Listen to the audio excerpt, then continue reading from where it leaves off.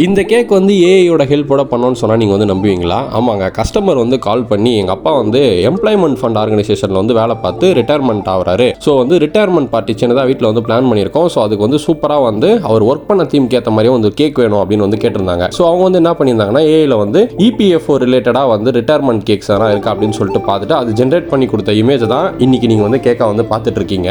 அவங்க ஒர்க்கில் யூஸ் பண்ணக்கூடிய டூல்ஸு, கேல்குலேட்டர், அந்த ஃபைல் பேடு, அது எல்லாத்தையுமே வந்து நாங்கள் ஃபாண்டன்ட்டில் ரெடி பண்ணி எம்ப்ளாய்மெண்ட் ஃபண்ட் ஆர்கனைசேஷன் அப்படின்னு சொல்லிட்டு அழகா அதை வந்து ஃபாண்டன்ட்ல கொடுத்து அந்த கேக் வந்து நாங்கள் வந்து ரெடி பண்ணியிருந்தோம். இது வந்து ஒரு சாக்கோ ட்ரஃபிள் கேக்கு. உங்க வீட்டில் வந்து இந்த மாதிரி ரிட்டையர்மெண்ட் ஃபங்க்ஷன்ஸ் அண்ட் உங்களுக்கு தெரிஞ்சவங்களுக்கும் வந்து ரிட்டையர்மெண்ட் ஆகிறாங்க அப்படின்னா அவங்க ஒர்க் பண்ற தீம் ரிலேட்டடாகவே எங்களால் வந்து அந்த தீம் வந்து கேக்ல வந்து பிளெண்ட் பண்ணி தர முடியும். ஸோ கீழே இருக்கக்கூடிய நம்பர் கால் பண்ணி உங்க ஆர்டர்ஸ் வந்து நம்மளுடைய சாக்லேட் கேக் ஃபேக்டரியில் பிளேஸ் பண்ணிக்கோங்க.